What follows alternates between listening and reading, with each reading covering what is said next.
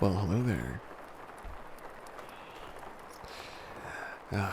It is 7:30 p.m. CST on the 13th of November of 2021. Good evening to you, Playful. Hello, and hello everybody else. And welcome back to Cast Talks. We're back from our 1 week break from the first Saturday of November after reaching 54 episodes, a whole year of streaming every week. And I was able to tear myself away for a week. Rissy, hello, glad you can make it. So, you might be here wondering, what the heck is this? So, Cast Talks is a little show that we do on Saturdays at 7:30. What we do, Chia, hello there, is we sit on down and have a nice little background ASMR playing, and I talk to chat and I read good news stories, and we just hang out and enjoy the ambience and enjoy things a little bit, take it easy on our Saturday nights. And my good news specials are also often accompanied by animal videos, particularly cats, most of the time. But I have a couple of videos that are not cats today, which may be to the lamentations of some of our viewers. But for now, I will just ask, how is everybody doing? Is everyone having a nice day so far? And if you're not, then I hope that this can help you feel a little bit better. As far as what is going on, with me, I was able to visit the animal shelter again last week. And I have quite a few pictures here to show. But first I have to get them off of the ASMR Mishima. I like how Alucard did not understand what the pre-show goo meant in the Discord. Been a long week, but it happens. Hey, it's alright. It's cute, really. So I'll get some pictures here. But yeah, in my little animals folder, everybody who is active right now, right? Everybody who's enjoying themselves, just remember that this is a friendly and safe space. So, no matter what your opinions might be or what you might think, we're a PG stream, and we're just here to have a good time. So as long as everybody can abide by that and just hang out and be as pleasant and as wholesome as possible, then, we'll get along just fine.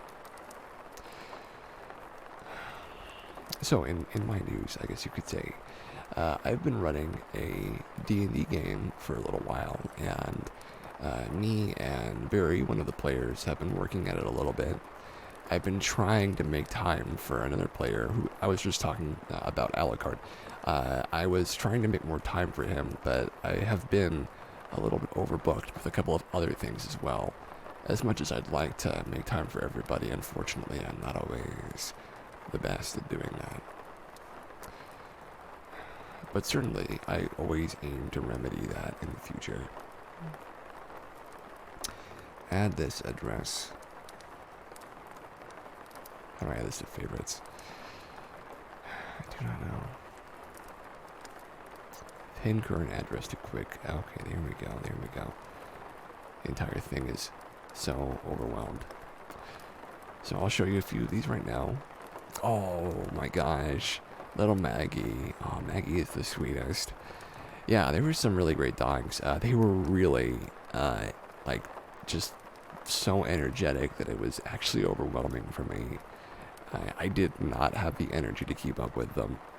And it does happen sometimes. Sometimes animals that are in the animal shelter are just so energetic that when they see a person, and the chances of them getting adopted have suddenly raised dramatically, they are very interested in showing that person attention, whatever attentions they can. And when they're a puppy, they especially don't really know what they're doing. So, let me get this open for you guys. I do have some great ones for you this time, though.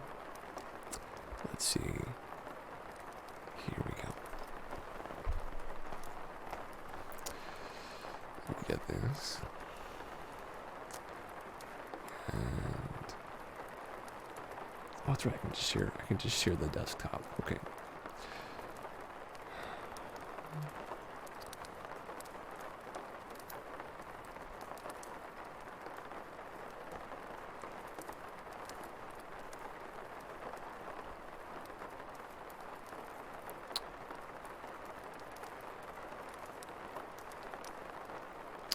Oh, I know what's happening.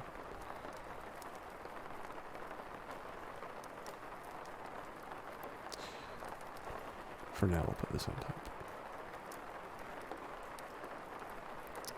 Oh, look at this.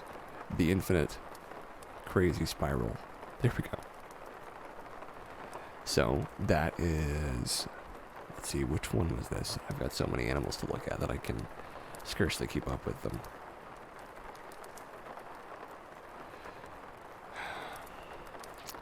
This one was Blitz. So Blitz, he had so much energy, and he's just the kindest little guy. And oh, look at those eyes. Those are such sweet eyes. Just a real cutie pie. Wanting nothing in the world but to be pet and held. I kind of fell in love with those big eyes of his. And he was very interested in putting his nose and face into my hand.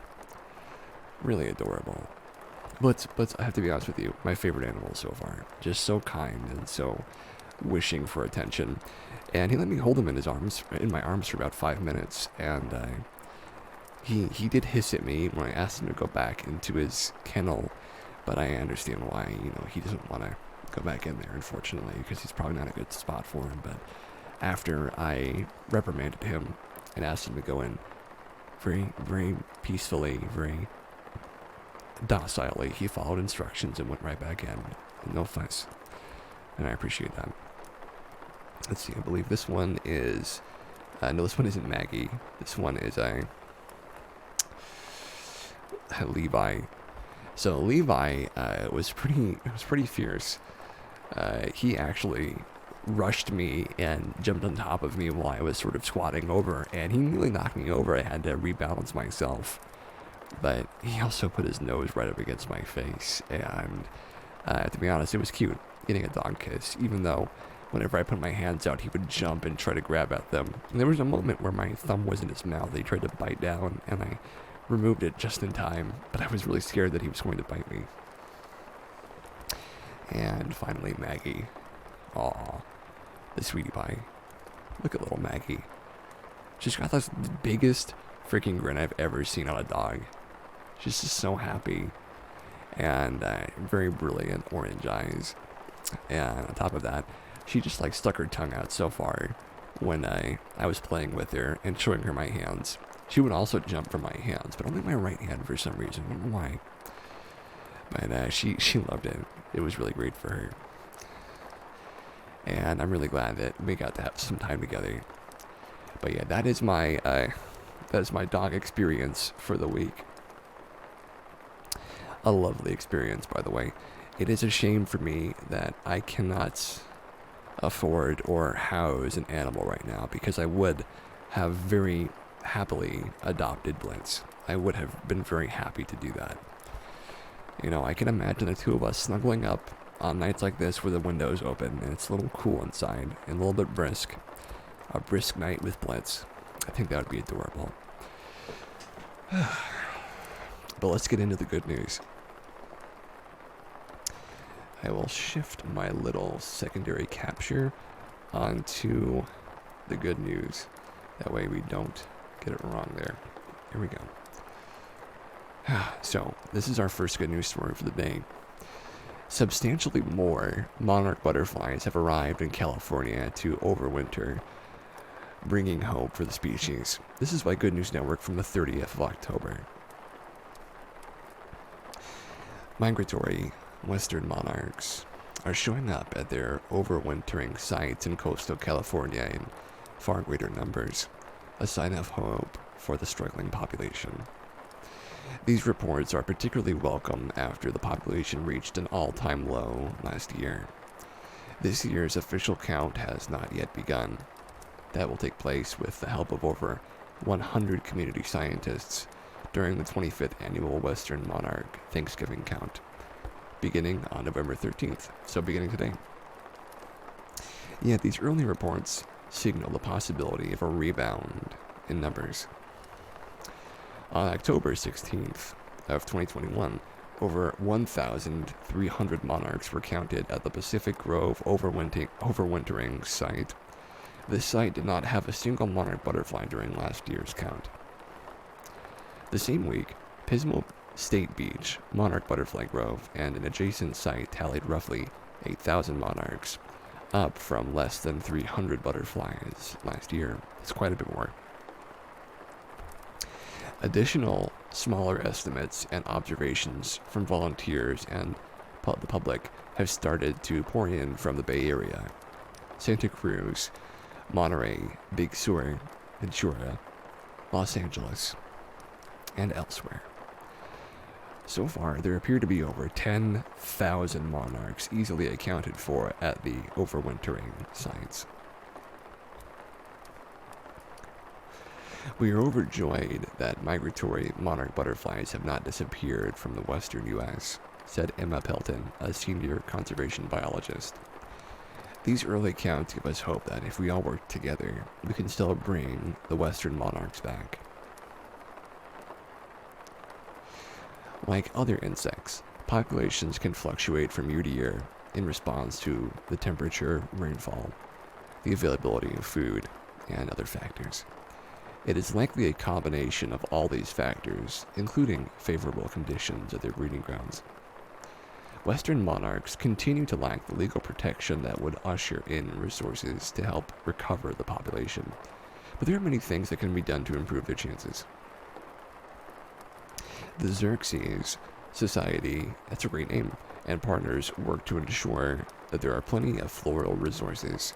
They encourage Californians to plant nectar species, especially flowers that bloom in the early spring, that's February to April, but also in the fall, September to October, like my flowers, which are still in bloom right now, though a few of them have turned very gray and sour.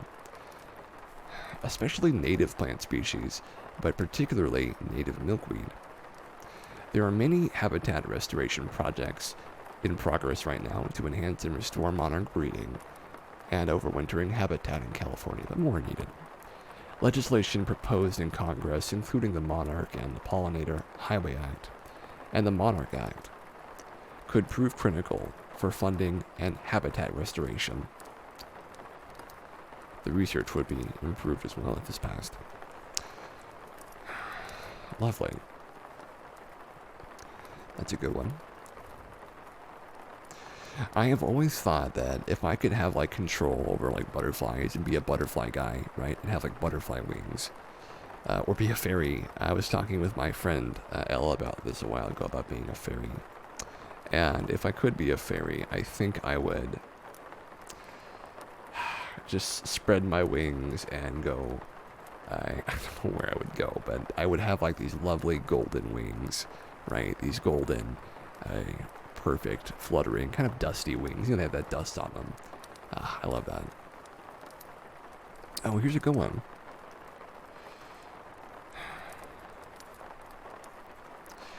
Heroic Dog awarded for saving over 100 koalas from Australia's bushfires. This is from October the 31st. An intrepid 6-year-old dog helped rescue over 100 injured koalas from the Australian bushfires in 2019 and 2020. Look at that good boy. Look at him. Bear the koala dog. Now the Australian Kool-Aid named Bear has been named a hero, winning an award from the International Fund for Animal Welfare. Bear was trained in Australia.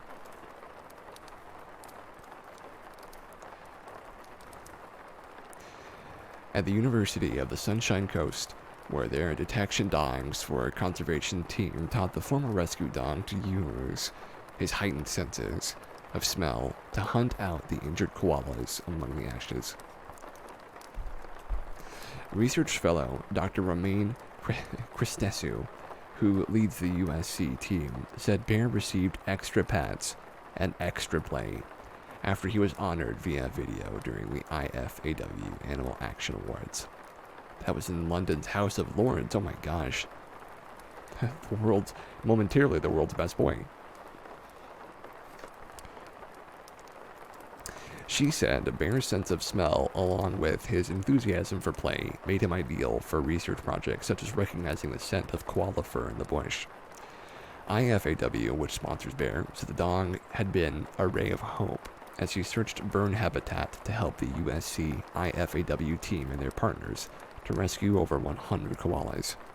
His heroics earned him worldwide renown via his Instagram page. And here's another shot of the amazing koala dog. An absolute cutie. And a treasure the world over. Ah, bless that boy. Previously, he had found himself in an animal shelter after his former owners gave him up due to behavioral issues caused by his boundless energy and obsessive enthusiasm for play. Oh my gosh. Dr. Christescu, an ecologist and former veterinarian, said the USF IFAW koala detection dog is continuing to contribute to wildlife rescues and research with the team's other canine colleagues. In addition, Bear has an ongoing day job of locating koalas for welfare rescue missions in collaboration with local rescue groups. Here's a little picture of him. And we're going to add this on there as well. Oops, not what I meant to do.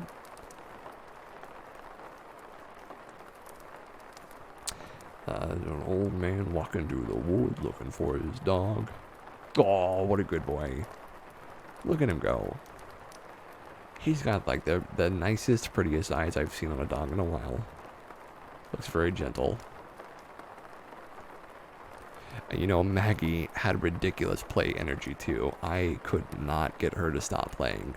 She just kept going. Like every time I tried to like take a break, she would just run at me again to try and play some more. And Bear gives me similar energy. She didn't like toys as much as he seems to, though. Okay, give us more Bear. Give us more Bear. Okay, I guess that's it. More Bear. That was a good one. I like seeing dogs, though. And here's another one. Also, just while everybody is checking this out, we got a follow in the just this morning from Thoja. So thank you, Thoja, for the follow. I almost didn't recognize you. I'm glad I got to it, though.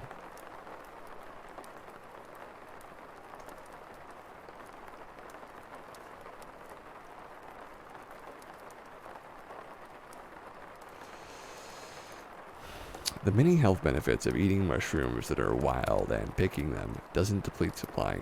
This is from Andy Corbley from October the 31st.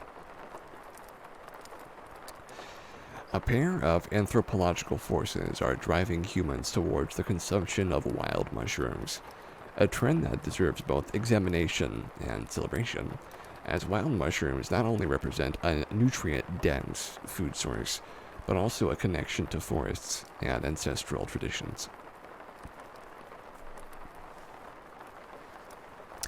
The first is that, regardless of the fact that during the 19th and 20th centuries, 12 crops and 14 animal species came to provide what is today around 98% of the world's dietary content.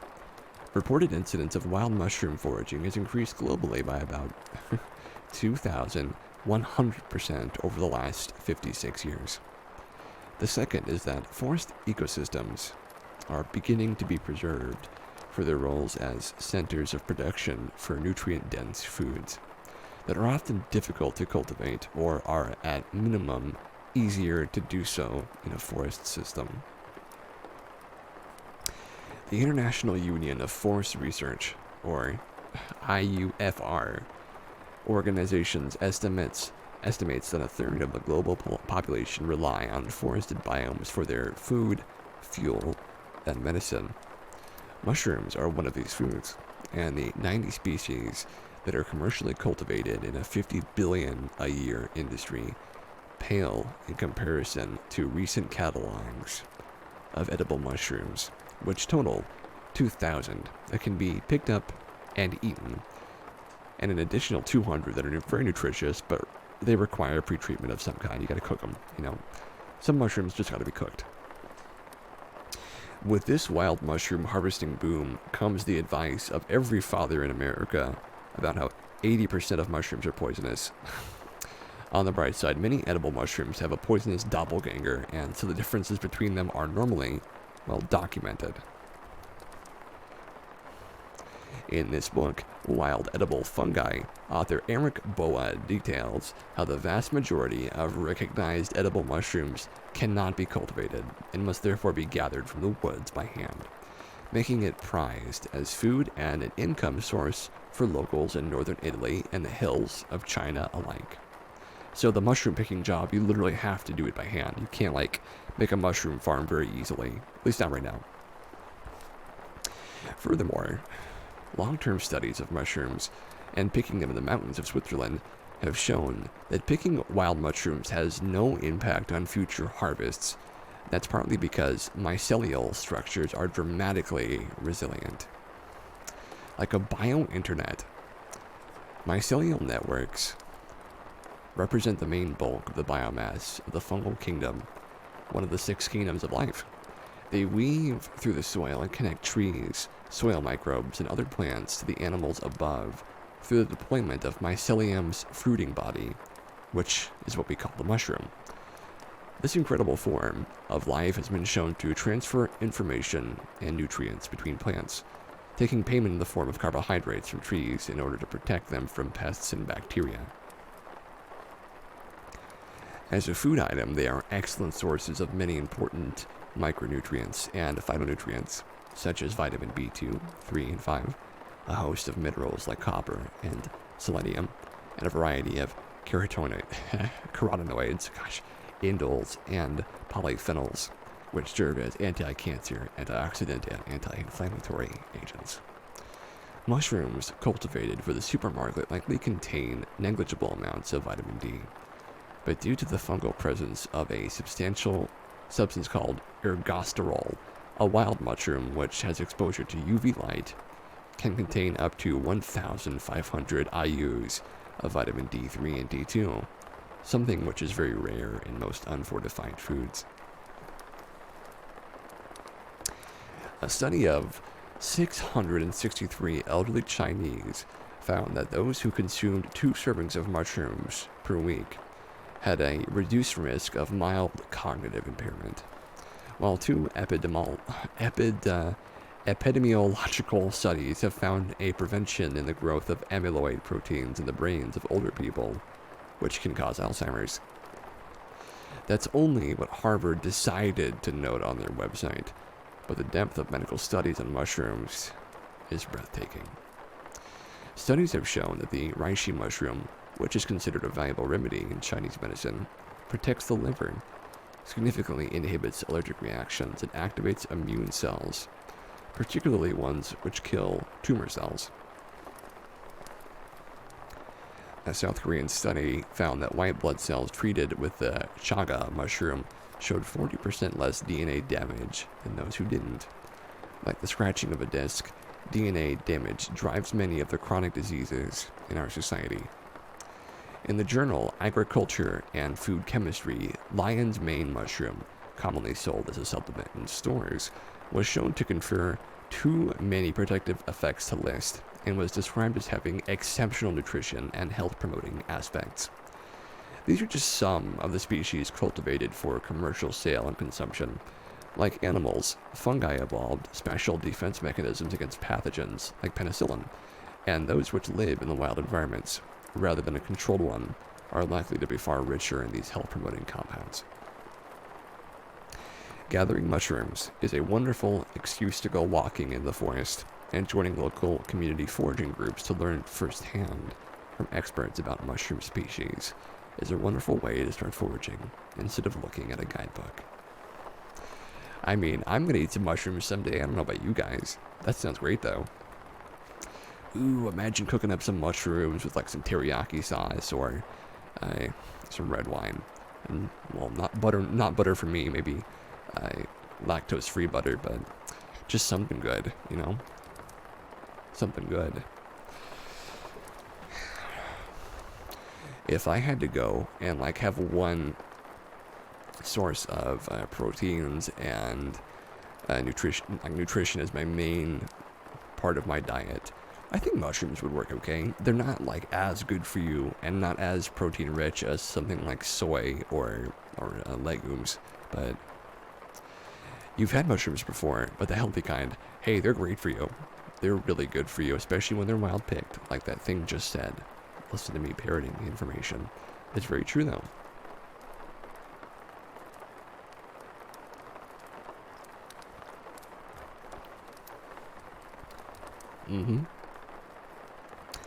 So let's keep on moving. Dramatic boom in nesting sites of sea turtles as conservation in West Africa pays off. By Andy Corbley from November the 1st. The West African nation of Cape Verde has seen a dramatic increase in the number of loggerhead sea turtle nests on its beaches, increasing nearly 2,000% from 2015 to 2019. It places the archipelago as the world's second most visited nesting spot for the large marine reptiles. My brother loves turtles, by the way. That's his favorite thing. Boots on the ground work and a changing of economic fortunes have allowed the islanders of Cape Verde to see the turtles as a much-needed pair of their marine ecosystem, rather than a slow-moving lunchbox, as had been the case in leaner times. During the last 6 years, nest counts on the islands of Sal, Maio, and Boa Vista have risen from 10,725 to nearly 200,000, while poaching has also significantly fallen. So just two good things working in conjunction here. With environmental education, watching over 180 kilometers of beaching, and applying new legislation that criminalizes hunting. Geen Tungsten is now following. Thank you very much, buddy. Let's see if we can get you a couple of sessions in here soon about your metal boy, your iron boy.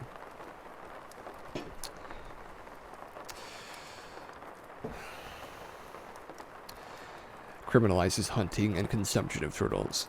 The catch rate has decreased significantly from 8.25% in 2015 to 1.54% in 2020, said Gilberto Silva, which is a Cape Verdean Minister of Agriculture and Environment.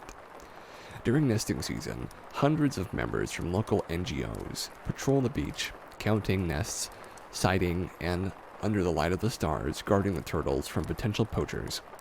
They will also measure them and secure a tracking chip so their nesting patterns and movement can be studied. Another feature of the dramatically successful conservation program is the punishment for poachers. The Guardian reports that after new environmental laws passed in 2018, they are often sentenced to long hours of community service during which they have to follow around the NGO workers and aid in the loggerhead conservation program, which nobody wants to do, of course. Nobody wants to be there, forced to help the environment, I suppose. This offers the chance for poachers to see the sea turtles as a natural treasure rather than a profitable one. Cape Verde, like Thailand and Florida, noticed that many restrictions allowing people or disallowing people to go outdoors led to increases in sea turtles from multiple species. However, experts believe the rise is more down to conservation work. Conservation efforts in Cape Verde began 20 years ago. That's the time it takes for baby turtles to come back as adults. Albert Texonera, founder and co-director of one of the turtle protecting NGOs, Project Biodiversity, told The Guardian, "What is for certain these new numbers are certainly good news indeed." Well, I like turtles, so this is good for me. I can't say enough. The turtles are a great thing for the planet. This is a long one. Gosh, I'm gonna skip this one. We want like medium to short boys. Yeah, there we go. This is a good one. Medium to short boys. So here's one. And this is a pretty important one if you ask me. New antibodies could slow down the aging process by destroying old cells with pioneering treatment. This is where the money is right here.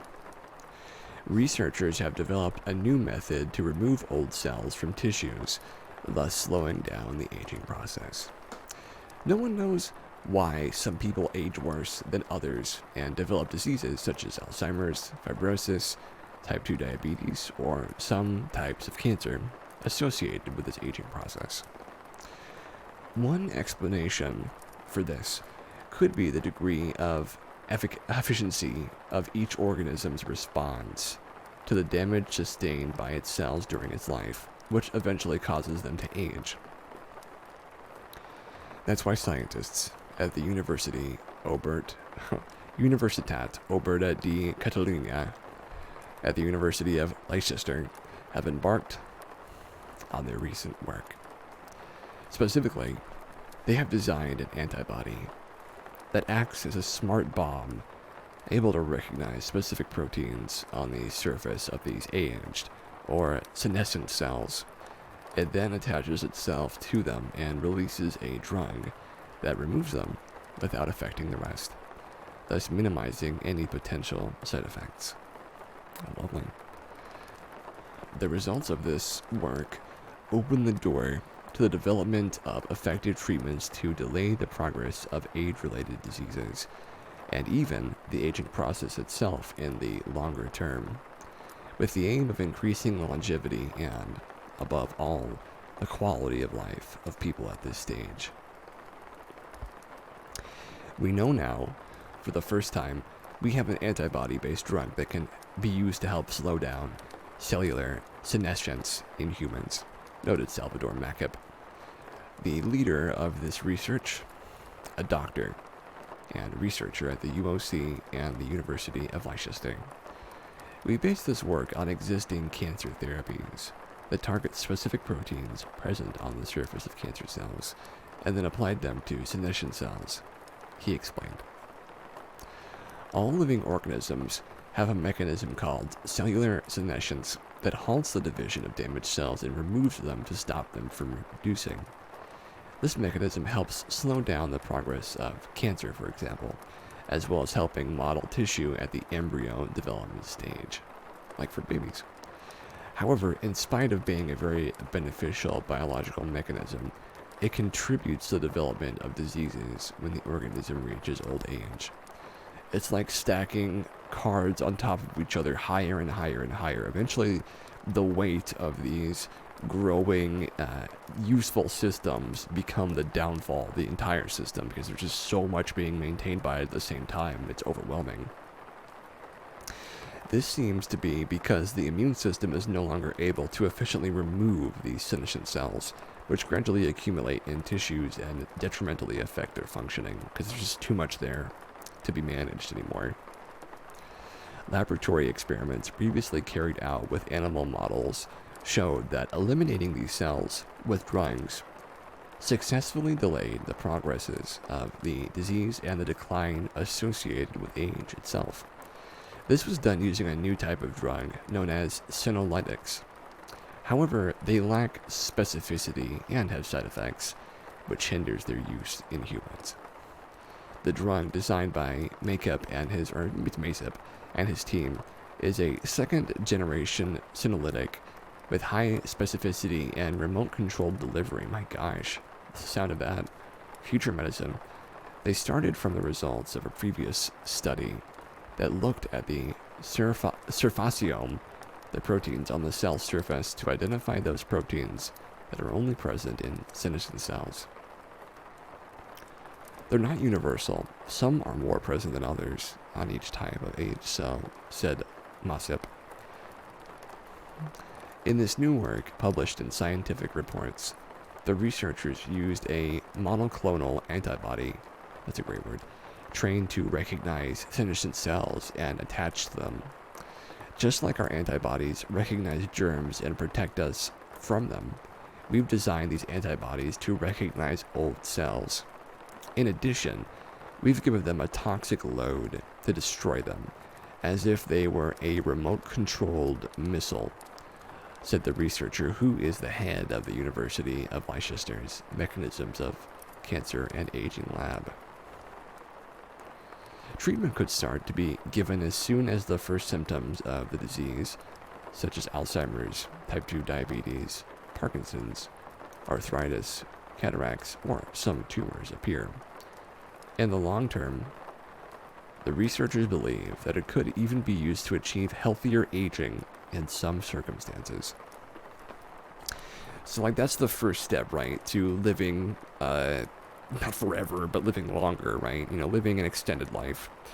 The best part about this is it's not like you're going to live to be 190 or 200 probably, but like you will live to be like 130 and you will feel like you're 60 for a lot more of that than you would normally have felt. Like you'll be like around 50 to 70 for an additional like 40 years probably, where you'll be old, but you won't feel like you're at death's door, right? You'll just be older and maybe even stay at a younger age for longer too, depending on when this develops. But that's certainly something to look forward to.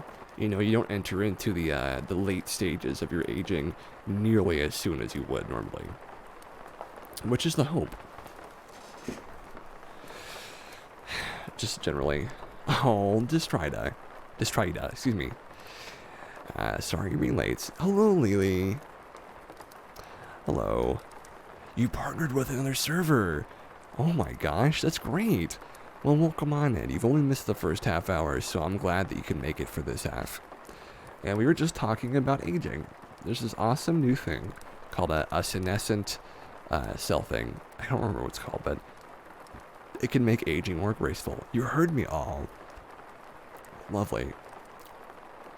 I know you and Jeremy do enjoy the good news, so here's some more good news for you. After Senior you waited till you're done with your story before you said, oh, that's very sweet of you, thank you. After Senior had no candy for trick-or-treaters, the kids returned with gifts for her. This is from Andy Corbley from November the 3rd. From Brenda Burden. During spooky season in Italy, you'll often hear people say dolcetta or chicetta, meaning a little sweet or a little choke. Well, a great-grandmother in the UK recently had 3 little sweeties arrive at her door. They gave her the best Halloween of her life. When 3 children by the name of Jessie, Olivia, and Walter arrived at the Newcastle home of 86-year-old Brenda Burden, she said with regret that she didn't have any treats to give them. The children replied, "It's okay, because sometimes making people happy and getting a nice big smile is reward enough." They went to the shop, bought some chocolates, a card, a pack of muffins, and a $10 note, which they brought to her door the very next day. The kids addressed their card to the kind lady, and here's what it looks like. Oh, look at these sweethearts. Look what they sent her. Oh, ooh, spooky ghosts, spooky pumpkin. And look at all this lovely stuff. Oh, assorted muffins. I'd love some assorted muffins. Just don't have them. Just hopefully they don't have any milk in them. That'd be the hope. But that's lovely. Burnham's family said they've been amazed. I know. It's so great, isn't it, Playhole? You don't usually see that. I have been amazed at the kindness of the kids and that the senior has been lost in happiness since meeting the trio. Danny Parker, Brenda's grandson, told the BBC the family has bought the kids some presents in exchange for their generosity. They are keen to return the money so the children can spend it on something nice for themselves. It's a sweet move indeed. What a lovely little story. So, if I could just give gifts to everybody, that's probably something I will do in the future, just spontaneous gifting to people I don't know. I hope I can do that someday. So here's the next one. Implanted electrodes could offer improved vision for 148 million blind people. This is Morgan Eye Center at the University of Utah. A long-held dream of science was realized when a team of researchers from Spain and Utah coordinated to restore basic vision to a blind woman by connecting a camera to an array of microchips to her brain. Wow, it's crazy. The brain, that's where it all matters, is the brain. Just don't put any boogers in there. I think Jeremy will know what I'm talking about. Sightless for 16 years, 57-year-old Bernard Gomez was able to identify letters and the edges of objects, I know, right? As well as play basic video games, and was so instrumental in proving both safety and efficacy of the treatment. The scientist named her a co-author in the corresponding paper. If vision could be bypassed by technology, it would represent one of the largest developments in the history of prosthesis, potentially restoring the sight of 148 million blind people worldwide. Rather than one's eyes observing the environment, a camera would map the information onto the visual cortex, and the camera was, still in its early days, duct taped to a pair of glasses, and a microchip with 96 electrodes was implanted through a procedure called a mini craniotomy, which sounds pretty invasive to me. After enduring a 6-month series of experiments in Spain, Gomez was able to differentiate between the letters I and L, as well as O and C. The results are very exciting because they demonstrate both safety and efficacy, said one of the researchers, Eduardo Fernandez, of Miguel Hernandez University, in a statement. Blindness is the 10th most common disability worldwide. Some macular degeneration, like glaucoma, can be reversed using stem cells, but for trauma of the eye or optic nerve, a prosthesis is the only chance. Scientists have so far used small retinal implants, including artificial cornea, but a camera cortical implant combo would represent a simpler option. One goal of this research is to give a blind person more mobility, said Dr. Richard Furman, PhD. It could allow them to identify a person, doorways, or cars easily. It could increase their independence and safety. That's what we're working toward. They would have that on top of their already probably impressive navigational skills with a cane. Just make them both better. The electrode array stimulated neurons to produce phosphenes. I know what phosphenes are, which in turn produce white points of light in Gomez's vision. So phosphenes are the little dots and little gray blobs and the sort of staticky stuff that happens behind your eyes when you close them. That's a phosphene. I always get little beige and sort of dark purplish blobs, moving forms behind my eyes. I don't know why. That's just what happens to me, though.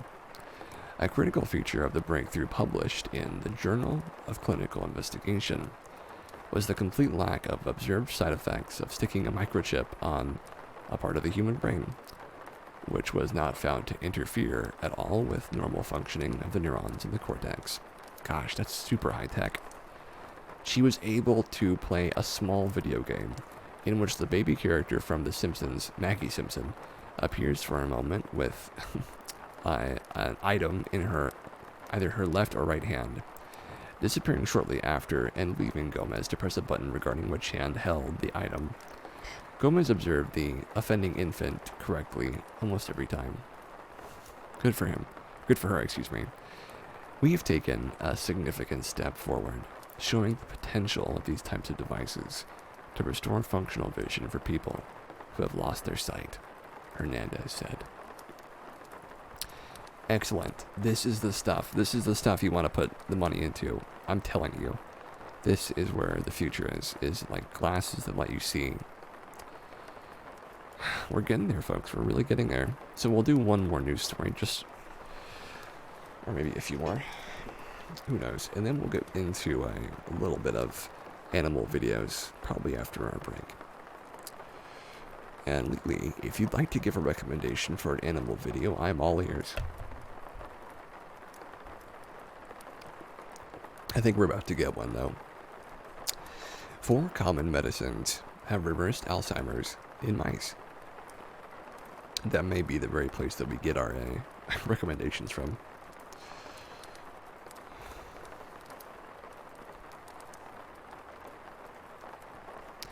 This is from November the 3rd. A study has managed to reverse the symptoms of Alzheimer's disease in mice by administering drugs currently used to treat hypertension and inflammation in humans. In this study, scientists at IRB Barcelona, led by Dr. Aloy, have characterized 3 stages of Alzheimer's disease, namely initial, intermediate, and advanced. For each of these stages, they have analyzed the behavior of the animals, studied the effects on the brain, specifically the hippocampus at the tissue level, and performed a molecular analysis to measure gene expression and protein levels. Pig pigs, is Chia still here? We need pig pigs. Sure, we'll do some guinea pigs. The approach adopted has allowed them to describe the development of the aging process and of the disease at a level of detail hitherto unknown. What we have observed is that although Alzheimer's disease shares some features of accelerated aging, it is also affected by totally different aging processes, says Dr. Aloy. This disease is caused by the abnormal accumulation of certain proteins, and we've seen that in some cases, this is not caused by overproduction, but by an error in their removal, he says. Having characterized the disease, the scientists used the chemical checker, a computational tool developed by the same research group to find drugs already on the market, with the capacity to reverse the effects at the cellular level. This tool has allowed them to identify a series of possible candidates, which were tested in various mouse models of Alzheimer's disease. Aw, I see you there, Chia. I see you. 4 drugs, 2 non-steroidal anti-inflammatories, dexkitoprofen and etodolac, along with 2 antihypertensives, penbutolol and bendroflumethiazide, oh my gosh, these names, proved effective at reversing the disease and neutralizing symptoms in these mice. They published the study in Genome Medicine. Epidemiological studies already indicated that people who regularly take anti-inflammatories show a lower incidence of Alzheimer's disease, but this had not been correlated with a specific medication or mechanism. The results that we are publishing are most promising, and we hope that further research can be done on them, because they could give rise to a paradigm shift in the treatment of this disease. In addition to paving new avenues of research for the treatment of Alzheimer's disease, the characterization of the distinct stages of this condition published in this study favors early diagnosis. Diagnosing Alzheimer's disease at an early stage, when damage to the brain is still minimal, is one of the main research focuses to tackle this condition and to reduce symptoms. Lovely. We may do one more depending on how long this one is. This one's really short. We'll do this one.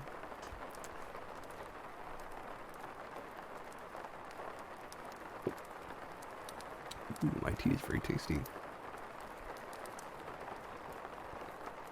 Herbal tea is very good for you.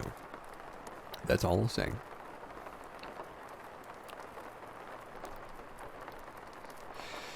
Okay, so this is a pretty important one, folks.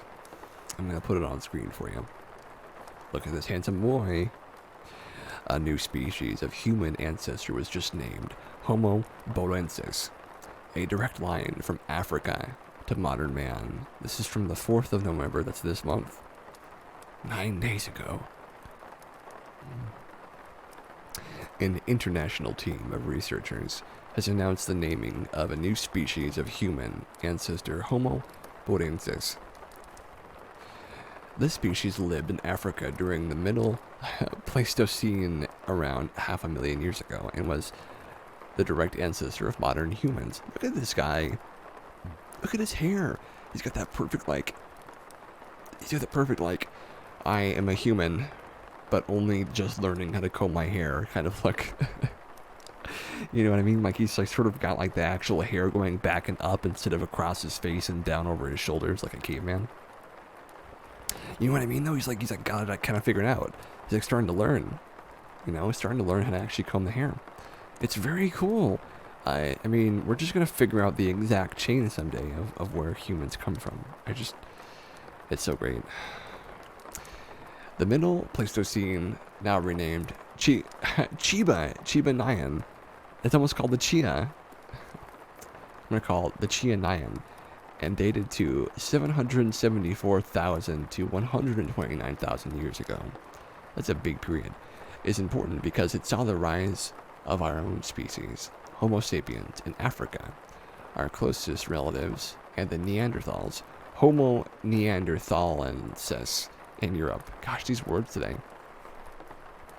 However, human evolution during this age is poorly understood at best, a problem which paleoanthropologists call the muddle in the middle. The announcement of Homo boreensis hopes to bring some clarity to this puzzling but important chapter in human evolution.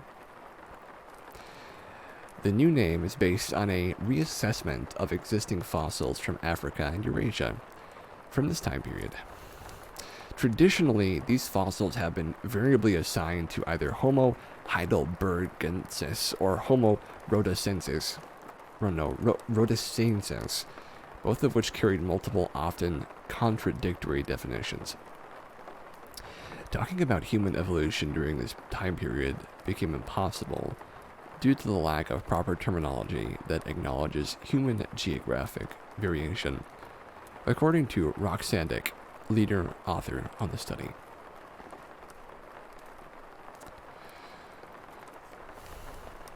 Recently, DNA evidence has shown that some fossils in Europe called H.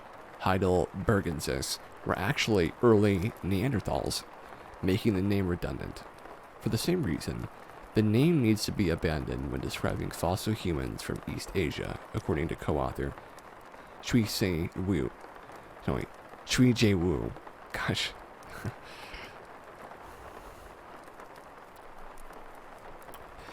Further muddling the narrative, African fossils dated to this period have been called at times both H. heidelbergensis and H. rhodosensis. H. rhodosensis is poorly defined, and the name has never been widely accepted. This is partly due to its association with Cecil Rhodes and the horrendous crimes carried out during colonial rule in Africa. The name Bodenses derives from a skull found in Bodo Dar, Ethiopia, and the new species is understood to be a direct human ancestor. Under the new classification, H. bodensis will describe most Middle Pleistocene humans from Africa and some from Southwest Europe, while many from the latter continent will be reclassified as Neanderthals. The co-first author, Predrag Radovic, says of the research published in Evolutionary Anthropology, terms need to be clear in science to facilitate communication. They should not be treated as absolute when they contradict the fossil record. Very true. The introduction of H. bodensis is claimed and aimed to at cutting the Gordian knot and allowing us to communicate clearly about this important period in human evolution. According to one of the co-authors, Christopher Bay. Oh, Christopher Bay, what a lovely name. Lead author, Dr. Mishima Roxandic at the University of Winnipeg agrees, saying, naming a new species is a big deal, as the International Commission on Zoological Nomenclature allows name changes only under very strictly defined rules. We are confident that this one will stick around for a long time. A new taxon name will live only if the researchers use it. That's so lovely. Look at all this good news. Well, folks, it is 8:24. That means as soon as I'm finished explaining this, I'm going to get some more tea and go to the bathroom. But what we do at the halfway point is we stand up and we stretch out our legs and we kick our feet a little bit and just get something to eat, something to drink. I've got some chips right over there. Oh, I'm going to eat those after the stream is done. Those chips. Those are organic potato chips. I'm so happy I have them. They're very good for you. And I am just going to go do that. But when we get back, we will look at some guinea pigs and read more good news. Could you hope for anything more than that? I don't know. It's a tough thing to try and say. I can't imagine a better way to spend my Saturday than that. So, go ahead and get something for yourself, and then come on back in 5 minutes. Because that's what I'm going to do. Be right back. Piggy, piggy, pig, pigs. Exactly, exactly. You've got the right idea.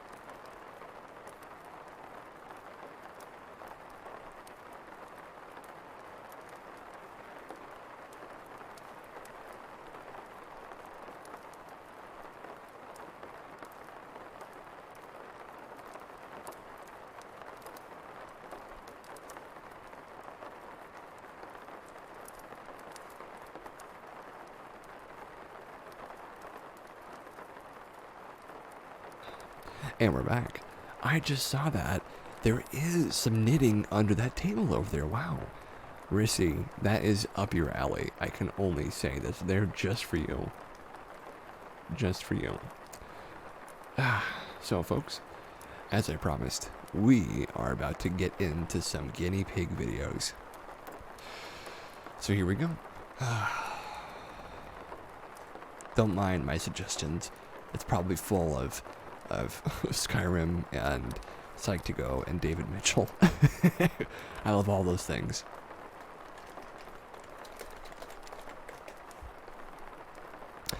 Guinea pig baths and grooming. Aww. Aw, this is gonna be great.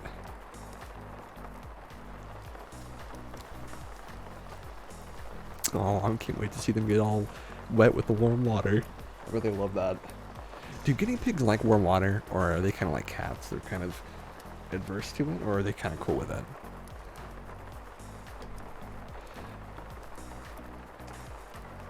Guinea pig bath, guinea pig bath, guinea pig bath, guinea pig bath. I can't wait to see them get all fluffed up with the shampoo. I'm so excited. I'm giddy with excitement. I wish Rain was here to see this. Burn, burn, burn, burn. These guys know how to make a video, I'll tell you that. Oh, here come the pigs. Oh, what a cutie pie. Oh, it's butternut. That reminds me of a pumpkin. I get acquainted with the bath. Oh, I love this. Such a big pig. Little cup to wet her back a little bit. Don't get the soap in her eyes. Oh, look at those beautiful big old black eyes. Scrub your pig down. Oh, a trusting guinea pig. Keep one hand under them for control. And scrub with the other. Scrub the back and the butt well. Make sure there's no matting. And then scrub the face and the neck. Give them a little face massage. Back of the hand is a good way to scrub. And then the ears. Scrub those ears. Just wet the fur by hand over here. Make sure that you don't get them don't get them too wet or in the face. And keep the soap out of those eyes. That pig be liking it, it's true. And then scrub those feeties. Gotta get those feeties clean. Little tiny paws. Look at all the dirt that was in those paws. And the back feet too. They have some dirty paws. And the leg pits. Scrub the whole belly too. Scrub the pig belly. Oh, time for the rinse cycle. Give them the warm water. Let your moist potato drip. The dripping potato. While you prepare to rinse the water. Oh, all that dirt came off. Make sure it's comfortably warm. And then rinse your pig off. Give them the nice rinse. You know they love that. Oh no, it's okay, buddy. Be careful not to get water in the nose. Oh, rinsing off the pig. Rinsing the body of the potato. The furry potato. Rinse the face by hand. Aw. You can even rinse the belly. Oh, rinse the belly. That butternut does look a little bit silly. And then refill the tray with water. Oh, and do the final scrub and rinse. Give them plenty of time to get acclimated. Covering all the areas from the wash. I can't wait till they get toweled off. Speed cleaning the butternut. Give butternut a nice towel afterwards. Now your potato is clean. Oh, look at them wiggling around. Let them drip again. Get a little bit of that extra water off. Think about life. How comfortable it must be. The deep philosophical issues of a potato. And then it's on to the drying station. Oh, here we go, the best part. First, the moist potato is towel dried. That's transforming it into a burrito. I've never had a potato burrito. I'm sure it'd be nice though. They're like French fries almost. Just cuddling your pig in the warm towel. Oh, look at that. Drying the belly too. That person is gonna blow dry that pig. Oh, they are gonna hair dry them. Oh, your potato needs to be dry. Oh, getting blow dried before it goes home. Oh, look how comfy they are. They trust them so much, or it can get cold. A blow dryer solves this dilemma. I have a hair dryer as well, but I think that wouldn't quite work. Just make sure it's on low. Oh, getting the water out. Not too hot for your hand. Look at that. Oh, look at that. Follow your pig around and make sure that you comb their nice mane back so that they're drying from all angles. Oh, so gentle. Pig, be not impressed. Ooh, you think so? Don't forget to dry the belly. The most important part of the belly. Oh, such a fluffy boy. The majestic fluff. You know your pig is dry. Oh. Looking stylish, Butternut. Looking stylish. You've been a very good mom. It's true, Butternut has been very, very well behaved during this. And then it's time to go home. Oh, I hope you guys liked that. That was great.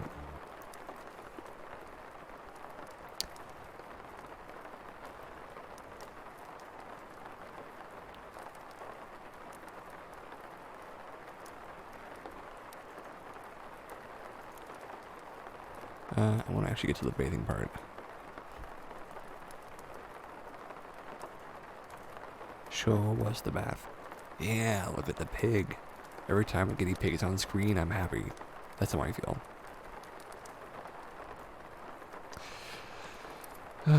So it's time for more news while we have this in the background. Okay, so this is an important one. The world's longest undersea cable to send clean energy from Morocco to the UK. Powering 7 million homes. My gosh. The news of November the 5th. Look how big this cable is, my guys. Look at this. This cable is gigantic. Look at that. It's like as thick as like a pipe. It's like a pipe of wires. Gosh. This pig would be super impressed if they could understand what was going on and they weren't busy getting their fingernails done. Careful of the quick. Be nice and careful. Be a very gentle nail trimmer. I think she's doing a good job though. A tiny English village is to become the center of a revolution in the global energy industry and to be connected to Morocco with the world's longest undersea cable. The scheme will see Alvertiscott in Devon populated by 286 at the end of a line attaching it to North Africa. My gosh. The X-Links Morocco UK power project says it will import enough sun and wind generated energy to the UK to supply 7 million homes by 2030. My gosh, people, that's crazy. The plan would see 3,800 kilometers, which is 2,361 miles, of subsea cabling connect Morocco's renewable energy-rich Guilmin Oid Non region with Little Alvertiscott near Barnstaple. An agreement has already been reached with the National Grid for voltage source converter stations to be set up in the English village. Oh, Pig is like, oh, it's a little spooked by all the water. It's okay, buddy. Don't be scared. The new electricity generator facility, entirely powered by solar and wind energy, combined with a battery storage facility, would cover about 1,500 square kilometers, which is 579 square miles, in Morocco, and then be connected to Britain via 4 HVDC, high voltage direct current C cables. These would plug into Alvertiscott, which would host two 1.8 gigawatts, or is that gigawatts? I don't know. Connections. Converter stations. Oh, 1.8 gigawatts. Converter stations in Morocco will change the high voltage alternating current HVAC power to the generation site to HVDC. Gosh. This is then sent through the subsea cable to the converter station in North Devon, which changes it back to high voltage power, ready to be injected into the British transmission network. In total, 4 cables will form in twin 1.8 GW HVDC subsea cable systems. They will follow the shallow water route from Morocco to Alvertascat, passing Spain, Portugal, and France. A technical feasibility study has already been completed to validate the reliability and cost of the project.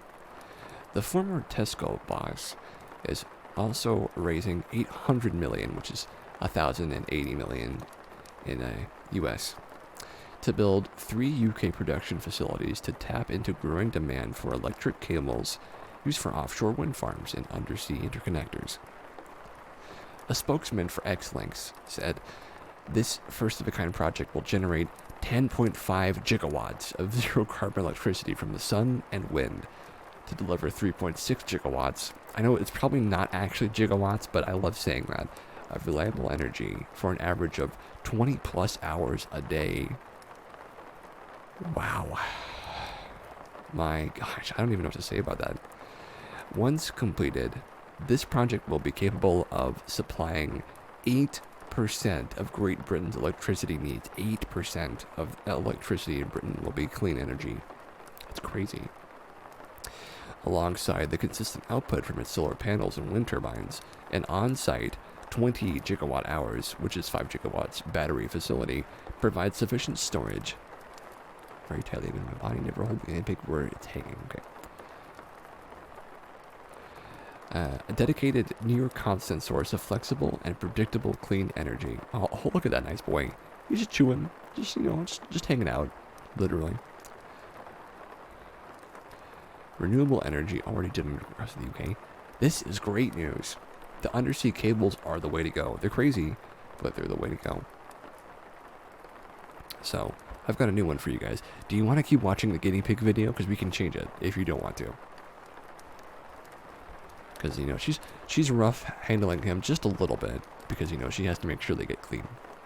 So let's change it up.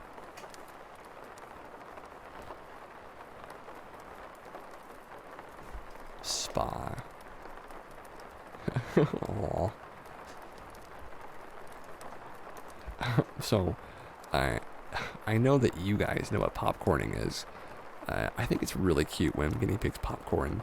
I know it's probably like a stress response, but it is really cute when they popcorn. So here's another good one. Refugees in Cameroon have turned a treeless desert camp into a thriving forest. What once was a brown now has turned green, thanks to a special collaboration between the Dutch Lottery, the UN, and a group of humanitarian Lutherans. Look at this change. It's completely different. It's like it's a completely different place. You wouldn't even know it was ever a desert. In 2014, Minawao became hosting to at least 60,000 refugees in Cameroon who fled violence linked to the Boko Haram insurgency in neighboring Nigeria. An arid region already dusty brown, the refugees' arrival accelerated the desertification process as they cut down all the surrounding trees for firewood and cooking. But in a few years, the Lutheran World Federation and the United Nations Refugee Agency were able to empower the refugees to transform the region into a thriving young forest, a nugget. In this very harsh climate, rivers dry up during the summer months, and planting and harvesting is difficult. Already, 95% of the people living in this far north region cooked and heated with firewood. Additionally, the refugee camp grew to become its own city, needing its own supplies.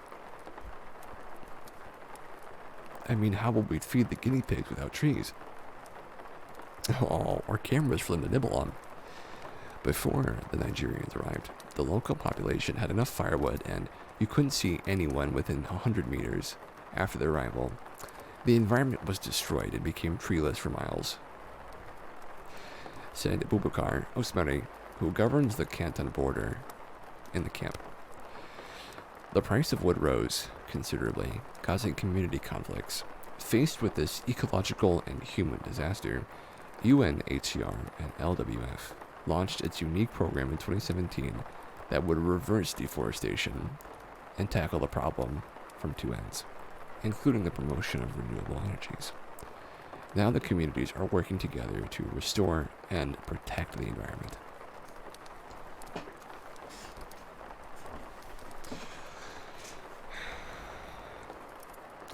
Everywhere we look is green now, says Luca Isaac, president of the Nigerian refugees in Minawao. The trees have grown, we have shade, and we will have enough trees to make our environment beautiful and healthy. Before, the air was very dusty, and now the air we breathe is very good. LFW grows fruit trees in nurseries with the help of refugee volunteers, and then distributes the saplings to the camp administrators, schools, mosques, churches, and households. Refugees received training on how to use cocoon technology, developed by Land Life Company, to give seedlings the best chance of survival in the harsh environments. It involves burying a donut-shaped water tank made from recycling cartons that's surrounding the plant's roots and feeds it using a string that connects to the young shoot. Now, 4 years later, 360,000 seedlings have been grown in the nursery on the outskirts of the camp and planted throughout 294 acres. Oh, look at the pig. And they are recording 90% survival rates. Fruit trees, acacias, cashews, or moringas will provide fruit, medicine, and much more. 5-year planting and harvesting. Look at that one, so fluffy. Gosh, it's like all the hair is just all over the place. Oh, that's a pretty one. A 5-year planting and harvesting cycle ensures materials for firewood, as well as vines for the construction of roofs. And after 3 years, some trees are big enough to be pruned for firewood. The trees also break the wind, reduce erosion, and provide shade, enough for families to grow crops, something that was not possible previously. Oh. The trees bring us a lot. Nigerian refugee Lydia Yakubu told UNHRC or HCR. First, they provide the shade necessary to grow food. Then, the dead leaves and branches can be turned into a fertilizer for cultivating. Finally, the forest attracts and retains water. Rainfall has even increased. Of course it would, you know? At the same time, the project is providing new livelihoods while cutting carbon emissions from the burning of wood. To make sure the new forest is not cut down immediately, the production of energy-efficient stoves was launched, along with 2 centers for ecological charcoal production. The households in the camp send their waste from crops to the charcoal center, where it is sorted, dried, carbonized, and compacted into briquettes by trained refugees, which are then used in specially adapted cook stoves. Oh, gotta clip the boys and the girls.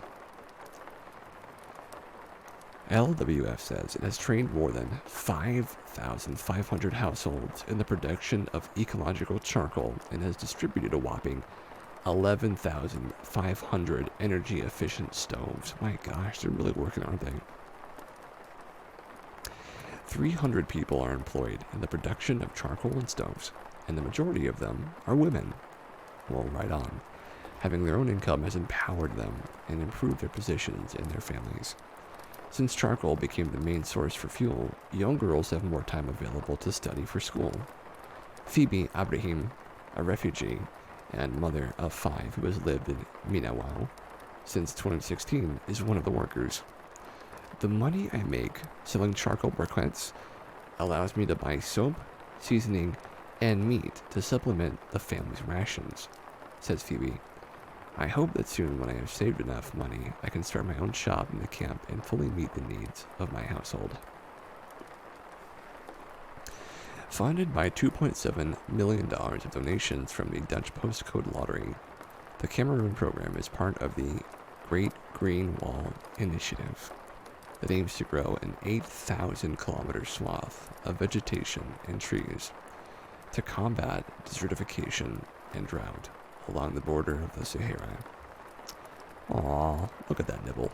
Nom, nom, nom, nom, nom, nom, nom.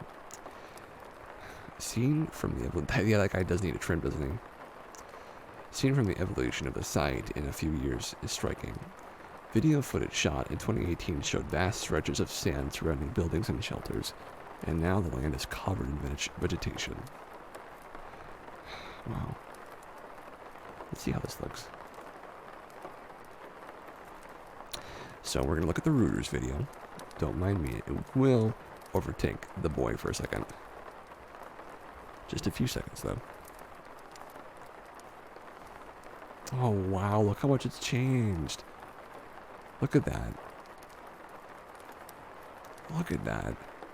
It looks like such a nice place. Wow. So that's how it was before. This is how it is now. Gosh, it looks beautiful. They follow this like forestry and buildings and stuff. They're all working together. Those are the briquettes. That looks very,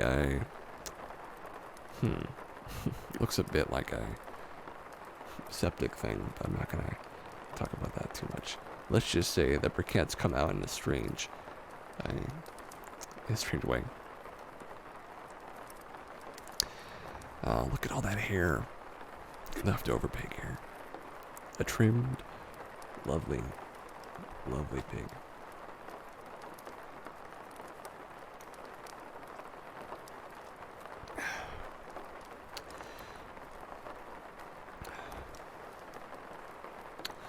Let's look at some of these. Yeah, some of these are short enough to get into. This one's short enough. Oh, this one is probably almost too... No, it's okay. Oh, this one's definitely short enough. We're going to do this one first. This is an easy one. How this bouncy castle cleans the air and gobbles CO2 while you jump in it. This is what we need. We need kids helping, fueling the process of saving the earth with their crazy child energy. While nations announced pledges to do more to prevent climate change, one announcement at COP26 was rather more playful.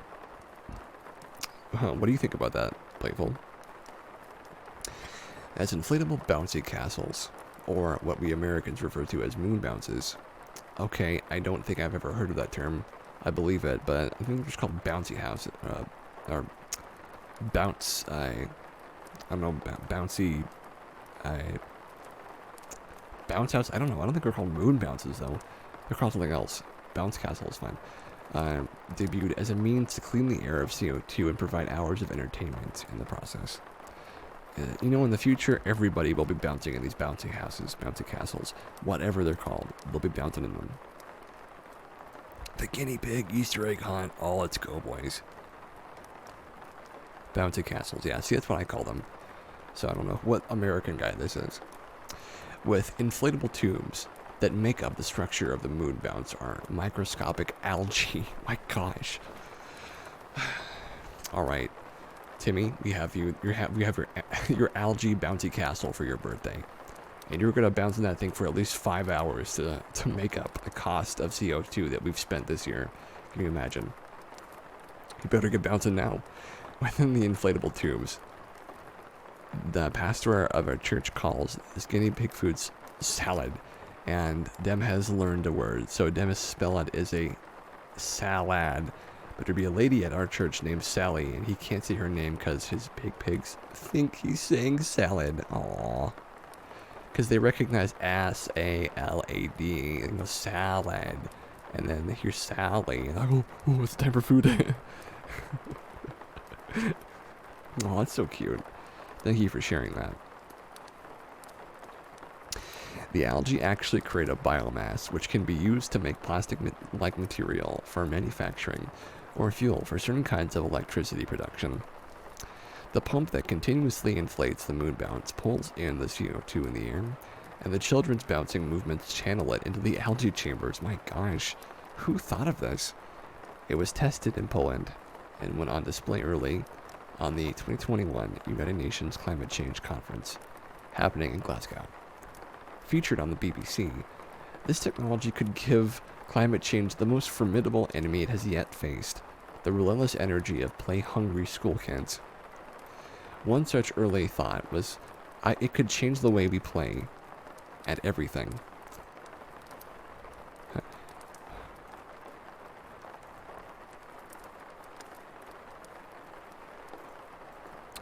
Look at these children just changing the world by bouncing in their bouncy castle. Look at them go.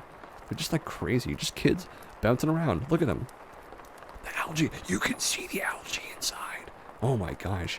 This guy's like, I don't know how I thought of this. It just kind of came to me while I was sitting on the toilet. And look at this. I mean, they're just bouncing around. Look at the kids. That's a future bouncy house. Oh my gosh, we're in the future, people. We're in the future. And Claudia Pescaro and Marco Poletti, they made it. You can see the algae eating up the carbon. Oh my gosh. I don't know what to think of this. Oh gosh. This is like the future. Oh my gosh, you can see the carbon being sequestered. Oh my gosh. I mean, this is insane. If you just put this in every playground in the United States, and assuming they didn't get punctured by some child hitting them with something sharp. Like, imagine this. The children have so much energy. You want that job. I can see. Boing, boing, boing, boing. Yeah, I can see why you'd like that, Lily. I really can. The lesson's a little too long, unfortunately. Let's see. This is perfect. Okay, let's do this one. Okay. Students save $44,000 on school's energy bills using solar, sawdust heat, and pedal power to make milkshakes. The pigs are trying to get out of their lovely little place so they can scavenge around for the Easter eggs. Lovely. Students at a Tasmania high school are riding bikes out of desire to combat climate change, implementing a dizzyingly thorough transformation of their school building into an energy-efficient inspiration. It's paying off big time, and they've helped save $44,000 in utility bills since they started their energy-saving activities. But it has also inspired young people in the community to take action for the planet's future on a local scale.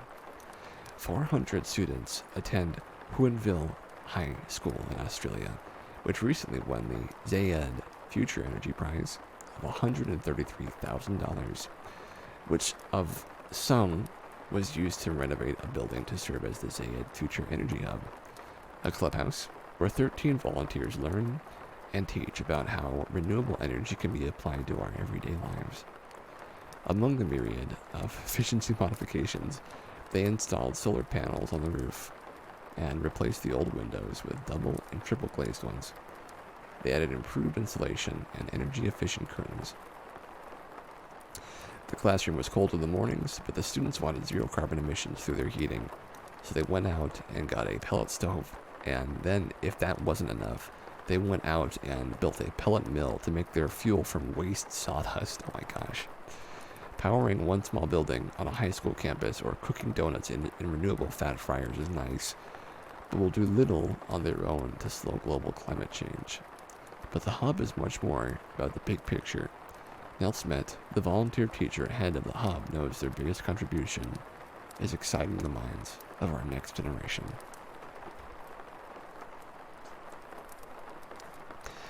I think that's pretty great. So here's a little showcase of finding renewable energy in unusual places. People could learn from pig pigs. Oh, they all play nice together. They do. I have never seen a guinea pig have a problem with another guinea pig. I never have. Oh, just learn how to play nice together. So these guys are going to find energy in a strange place. Well, I think energy's cool. I like it. I like it a lot. It saves me money. I mean, energy is great, and we had to pay less, and we got that reward, so I mean, what's the downside? Well, look at all this frying donuts with the power of children who are straining themselves. I eat a lot of donuts, so this really works for me. In fact, it's kind of a dream for me, and it's part of my job. I just tell them to ride faster, and then I get more donuts. Here we find the situation has improved drastically from donuts to barrels, and the barrels themselves have been put together to make energy for producing more donuts. Oh, well, we love to eat donuts, so we thought we'd just come out here and get started. Before you know it, you have an entire machine that is propagating the entire school's ability to eat pastries. And you see, it's very easy. When you have a pastry in your hand and you eat it, you feel like making more pastries, and so you ride faster on the bike. It's like a circle, a vicious circle of health and renewable energy. I don't know what I'm talking about, sorry. I've gone too far. Okay, thank you for giving that horrific, ridiculous tirade a moment to go off the rails. But we're back on the rails now. We're back on the rails, folks. All right.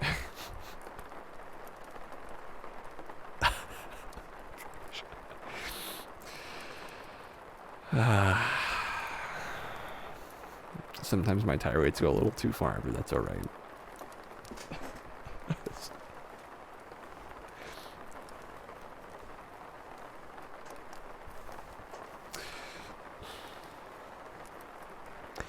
Oh, eating little grapes.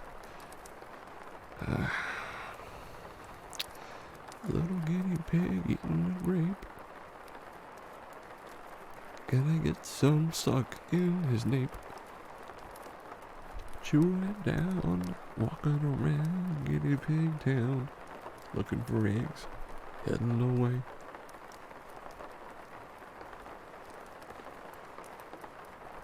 So, here is the first wind turbine designed to harness typhoon energy, which is erected in storm-prone Asia.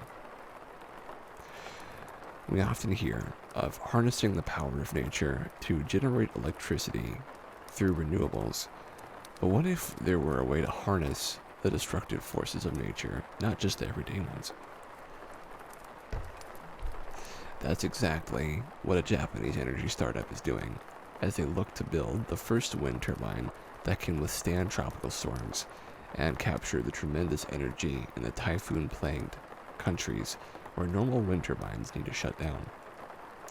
Japan endures 26 typhoons and lower-level storms per year on average, and partly for this reason, wind energy capacity in the country remains very low. And Shimizu,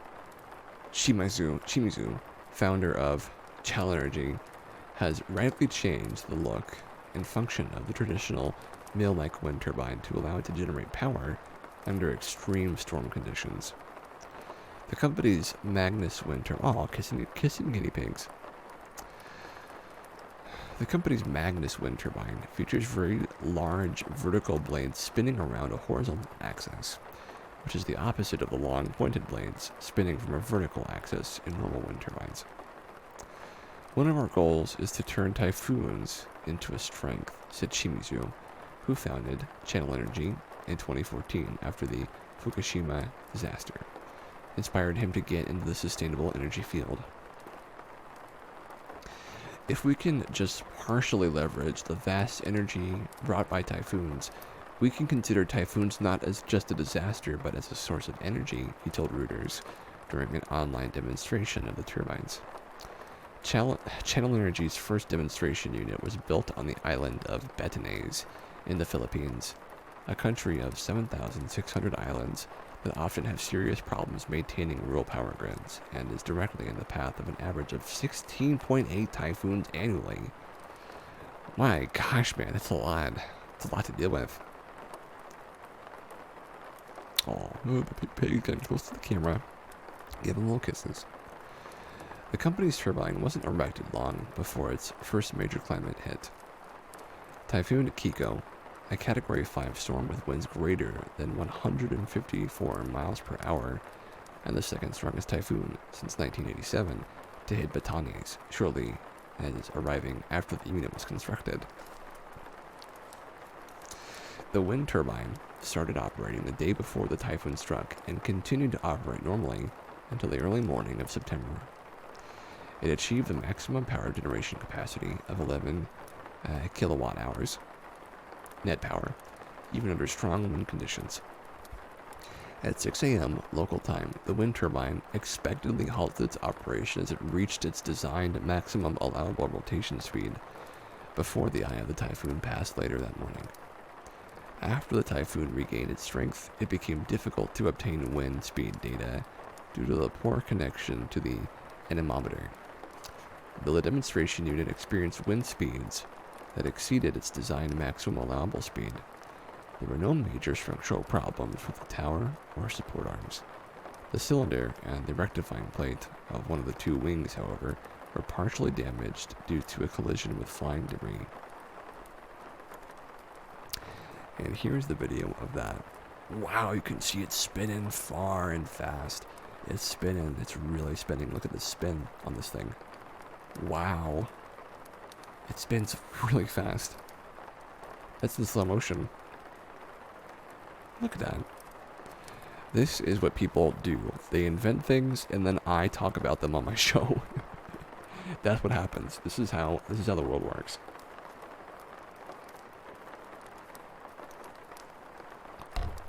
Lovely.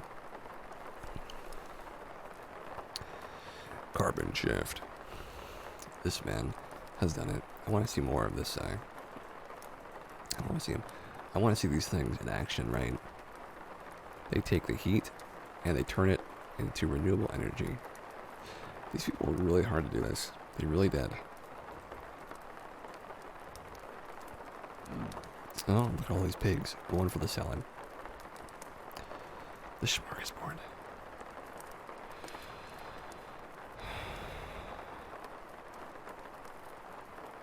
Oh, everybody, check this out. It's the boy himself, Mr. Reeves, Mr. Keanu. Keanu Reeves gifts his four stuntmen with $20,000 Rolex watches engraved with fun messages from today's news. Photo by Nathan Congleton. News of Keanu Reeves' thoughtfulness as the latest film is wrapped up prove once again that he is one of the best human beings in show business. Certainly appears that way, and I believe it. The film star's acts of kindness and philanthropy have made national headlines at least a dozen times in recent years. In 2019, Reeves was praised for helping 24 fellow airline passengers reach their destinations after their plane was forced to make an emergency landing in California. Far from its destination, he invited them aboard his own ride and entertained them throughout the trip. In 2018, reporters discovered that Reeves' secretly has been anonymously pouring money into charity for years. He was photographed recently hopping out of his car so he could autograph a flattering handmade yard sign that was meant for the actor. The latest story of generosity came to light after Keanu invited his four stuntmen to dinner and gave them each an extravagant present as a bonus for their work on the franchise film, Chapter 4 of his series, which is set to be released on May 27th of 2022. Jeremy Marinas, Dave Camarillo, Lee Xiang, and Bruce Concepcion joined him for dinner in Paris on October 23rd, where they each got a new Rolex Submariner, a watch revered by divers for being waterproof to a depth of 1,000 feet. Take a look at these watches, folks. They're very good. Very good watches. Look at that. The five boys and their 5 watches. One of the stuntmen, Jeremy Marinas, shared an Instagram photo of his watch, which retails for around $20,000, with the caption, "Best wrap gift ever." Aw, so lovely. What a lovely sentiment. I hope I can be that generous and have the money to do stuff like that someday. That's a good thing to want. Real-time guinea pig charm, no. I don't need an hour of that. Just a little bit more, and we'll be through.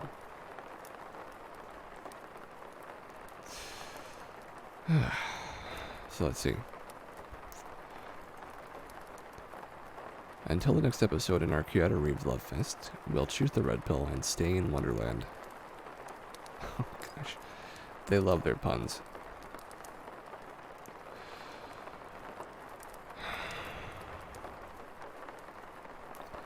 So we're just going to do a few more stories and then we'll wrap up.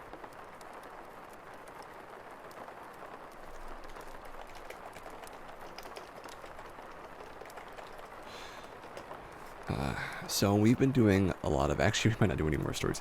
We've been doing a lot of really great streaming in the mornings, and earlier today we streamed a little bit of Potion and Craft as well.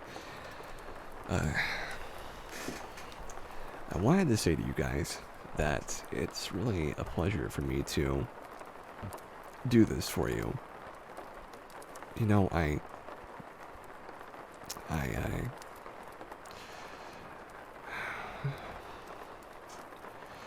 recently actually broke down crying on Second Life in the Impact Mental Health chat because I was just really like overwhelmed with the idea of all this stuff I had gotten myself into, and I thought I was in over my head, right?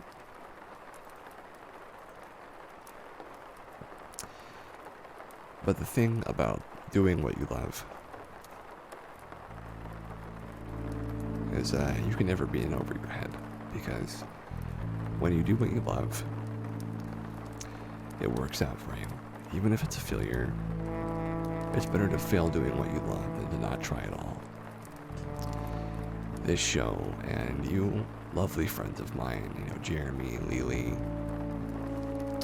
Ella, Chia, Playful, all of you guys who show up here and enjoy yourselves, you have taught me that it's important to try even when you have just such a small amount of confidence in yourself that you can still get through it. Even though I had my little problems and I had to fight through them, I still got through it at the end of the day.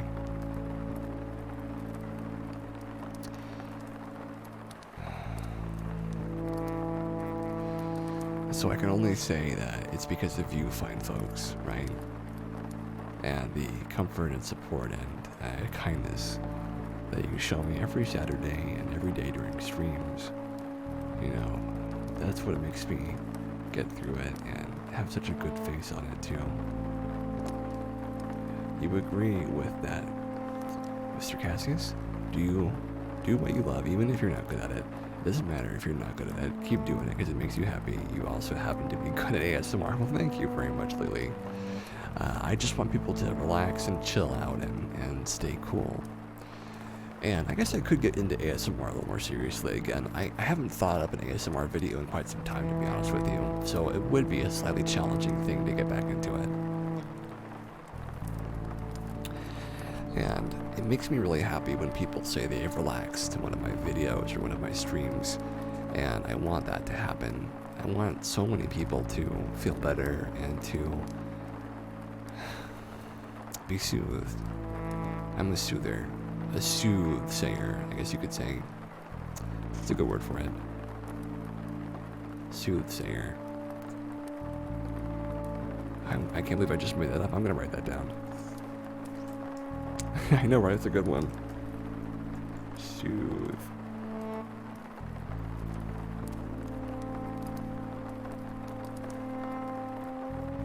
Soothsayer. Yeah, I like that. Isn't that great?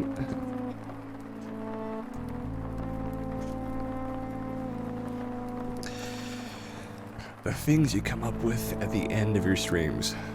Look at that that orange. I know. The tiger guinea pig. He's probably ferocious. You want to get between him and his grass, his hay. He'll trample you. He'll bowl you over to get to that. Aww. But you know, the best things can come from the most unexpected places, and I couldn't have imagined that 1 year ago at episode 55 I would have all of you friends and all of this energy and this kindness and this backlog and content that I have today, and that I would know what I was doing and have the energy to keep going. I say this a lot, but it's been a transformational thing for me. Even though it's like just looking at pigs or guinea pigs and animals and saying good news, the vibes that we have here, it's the kind of vibes that could transform the world, you know, one small thing at a time. I'd like to be surrounded by guinea pigs one day. Surrounded by guinea pigs who are all chewing on salad together. That's a goal. Surrounded by guinea pigs, and then one day surrounded by cats or dogs. So many things to surround me, so much fluff. These are my desires, though.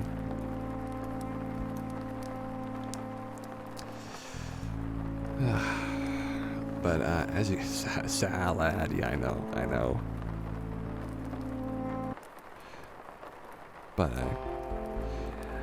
it's with that, you guys, that we are going to end the stream here.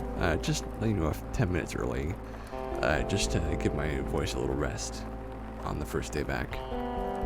Hey, I love you guys, and this is, you know, my favorite thing to do is give you guys this wonderful little time every week, and I am blessed that you decide to spend it with me. I don't like to sound like I'm pandering, but, you know, you guys are the best.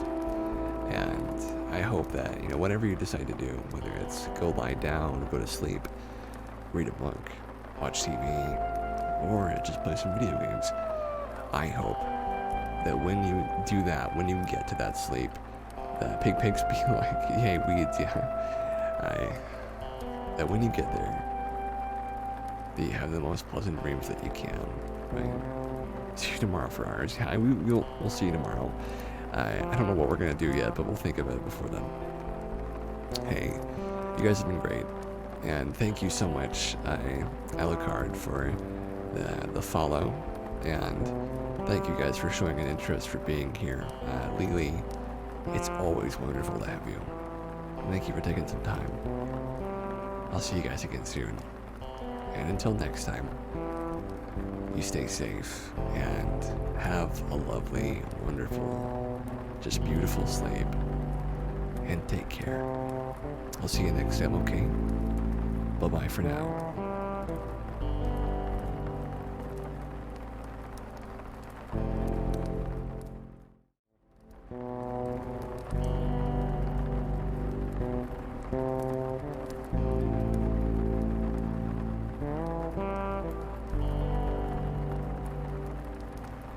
Thank